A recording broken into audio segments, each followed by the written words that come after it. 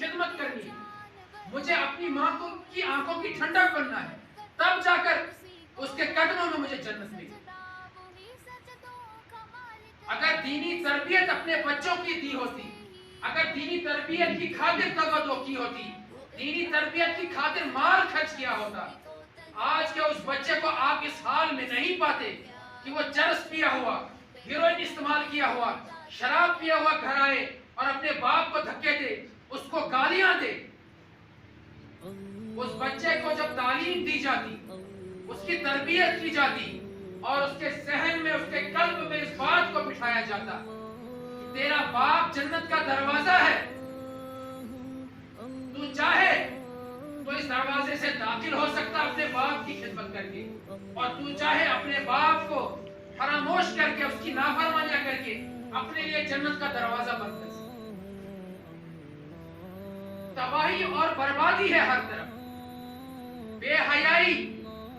عریانیت,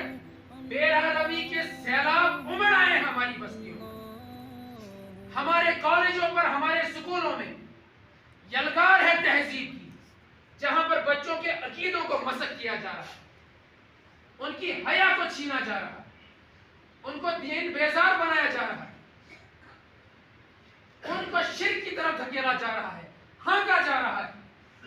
اور ماں باپ کو فکر صرف اس بات کی ہے کتنے پرسنٹ میرے بچے کو آئے, 80%, 90%, 95%, بس اسی کی فکر ہے. المیہ ہے, بدقسمتی ہے اس ماں باپ کے لیے. اور کل کو پھر وہی ماں باپ در در کی ٹھوکریں کھا رہے ہوتے, وہ پریشان حال ہوتے ہیں, پھر وہ شکوے اور شکایتیں کرتے ہیں لوگوں سے جا کر کہ ہمارا بیٹا, ہماری بیٹی ہمارے نافرمان ہو گئے, یہ بدکاریوں میں ملوث ہے, یہ نشہ آور چیزوں کو استعمال کر رہے ہیں, یہ پبجی کھیل کر لاکھوں اور کروڑوں اڑا رہے ہیں, گھروں میں چوریاں کر رہے ہیں. لیکن اے باپ, تجھے تو اللہ تعالیٰ نے ذمہ داری دی تھی اس بچے کی تربیت کرنے کی, اس کو جہنم کی آگ سے بچانے کی. تو نے کبھی بھی اس بچے کی تربیت کی فکر نہیں, اور تیرا جتنا بھی معاملہ رہا, جتنی بھی تیری دوڑ دھوپ رہی, جتنی بھی تیری تگو رہی, صرف اس بات کے لیے کہ میرے بچے کے 10th میں 12th میں پرسنٹیج کتنی آ رہی. کیا اس چیز سے بچے کی تربیت ہوگی؟ کیا اس کی ذہن سازی ہوگی؟ کیا اس کی تربیت ہوگی؟ قطعاً نہیں ہوگی. اپنے بچوں کو مساجد سے جوڑو, اپنے بچوں کو علماء سے جوڑو, اپنے بچوں کو مسجد والا ماحول دو, شام کو روز بیٹھ کر اپنے بچوں کو وقت دو, ان کو محمد ذیشان صلی اللہ علیہ وسلم کی سیرت خود گھروں میں پڑھاؤ, ان کے ساتھ صحابہ کے تذکرے کرو, صحابیات کے تذکرے کرو, قرآن حدیث کے گیت ان کو سناؤ, قرآن و حدیث کے نغمے ان کو سناؤ,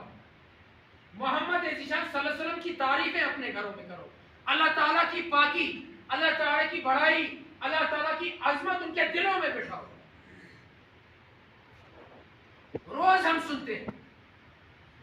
کیسے کیسے فتنے ہو رہے ہیں, کیسے کیسے فساد معاشرے میں برپا ہو رہے ہیں, لیکن پریشان نہیں ہوتے, لطف اندوز ہوتے. اور نبی اکرم صلی اللہ علیہ وسلم نے فرمایا اس وقت تمہارا کیا حال ہوگا جب تمہارے نوجوان باغی ہو جائیں گے, بگڑ جائیں گے. اس وقت تمہارا کیا حال ہوگا جب برائی کو بھلائی اور بھلائی کو برائی سمجھا جانے لگے. اور بہت سی نشانیاں نبی اکرم صلی اللہ علیہ وسلم نے قرب قیامت کی بیان کی. اور صحابہ پوچھتے رہے کیا اس سے بھی برا ہوگا, کیا اس سے بھی برا ہوگا, کیا اس سے بھی برا ہوگا. نبی اکرم صلی اللہ علیہ وسلم نے کہا اس سے بھی برا ہوگا. اور ایک اور حدیث میں نبی اکرم صلی اللہ علیہ وسلم نے فرمایا کہ قسم ہے اس ذات کی جس کے قبضہ قدرت میں میری جان, تمہیں لازماً نیکی کا حکم کرنا ہوگا,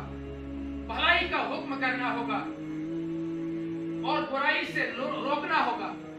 اگر تم ایسا نہیں کرو گے اللہ تعالیٰ تمہارے دلوں پر مہر لگا دے. وہ مہریں اس پر دلوں پر لگ چکی, کیونکہ آج گناہ کا تذکرہ سن کر کوئی پریشان نہیں, دلوں پر مہریں لگ گئی ہیں, گناہ گناہ محسوس. نیکی کے اثرات دلوں پر نہیں ہوتے، دلوں پر مہریں لگتی۔ نبی اکرم صلی اللہ علیہ وسلم نے کہا اگر چھوڑ دو کہ نیکی کا حکم کرنا اور برائی سے روکنا، دلوں پر مہریں لگ جائیں گی، اور پھر تمہارے نیک لوگ گڑ گڑا کر اللہ تعالیٰ سے دعائیں کریں گے، لیکن تمہارے دعائیں نہیں سنے جائیں گی۔ خانہ کعبہ کا غلاف پکڑ کر گڑ گڑا کر تم آنسو بہاؤ گے، رو گے، لیکن اللہ تعالیٰ تمہاری دعائیں نہیں سنے۔ لہذا اے میرے ایمانی ساتھیوں، ابھی بھی موقع ہے، ہم اللہ تعالیٰ کی طرف پلٹ آئیں، ہم دین کی طرف پلٹ آئیں، ہم قرآن و سنت کی طرف پلٹ آئیں، اور اپنے گھروں کا ماحول بدلنے کی کوشش کریں، اپنے بیوی بچوں کے تربیت کے بارے میں ہم فکر مند ہو جائیں۔ ہم روزانہ بیٹھ کر اپنے بچوں کے ساتھ تذکرے کریں دین کے، اسلام کے، اور سب سے زیادہ عقیدہ توحید کو اس دور میں سمجھنے کی ضرورت ہے، عقیدہ توحید پر کھڑا ہونے کی ضرورت ہے، کیونکہ جو ہمارے بنیادی ارکان ہیں ایمان کے، ان میں سب سے اہم اور سب سے پہلا رکن جو ہے وہ عقیدہ توحید، وہ لا الہ الا اللہ۔ کیونکہ عقیدہ توحید اگر ایک شخص کا بگڑ گیا، پھر وہ گمراہ ہو جاتا ہے، پھر وہ ذلیل ہو جاتا ہے، پھر وہ